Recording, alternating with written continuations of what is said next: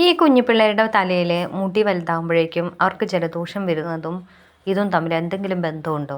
എനിക്കറിയില്ല കേട്ടോ. പക്ഷേ എനിക്കിങ്ങനെ ഇവക്ക് മുടി കുറച്ചും കണ്ട് കൂടുതൽ ഇറങ്ങി വരാൻ തുടങ്ങി അപ്പം ജലദോഷം വരും. അപ്പോൾ ഞങ്ങൾ കൊണ്ടുപോയിട്ട് അങ്ങോട്ട് വെട്ടുകയും ചെയ്യും.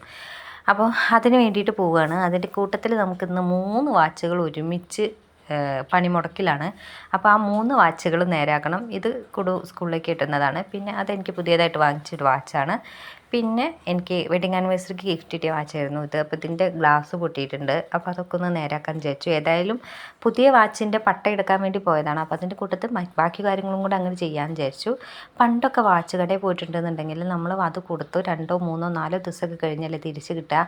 പിന്നെ അതുമല്ല, നമുക്ക് പണ്ടൊക്കെ വാച്ച് കൊടുക്കുമ്പോൾ പേടിയല്ലായിരുന്നു. അതിൻ്റെ കുടലും വൃക്കയൊക്കെ അവരടിച്ച് മാറ്റുമെന്ന്. TV കൊടുക്കാൻ, ഫ്രിഡ്ജ് കൊടുക്കാൻ, വാച്ച് കൊടുക്കാനൊക്കെ നമുക്ക് പേടിയല്ലായിരുന്നു. ഇപ്പോൾ അങ്ങനത്തെ പേടിയൊന്നുമില്ല അല്ലേ. ഇപ്പോൾ വിത്തിൻ സെക്കൻഡ് തന്നെ അവർ നേരാക്കി തരും കേട്ടോ. ഒരു 10 മിനിറ്റ് കൊണ്ട് എൻ്റെ 3 വാച്ചിൻ്റെ കംപ്ലയിൻറ്റ് അവർ തീർത്ത് തന്നു.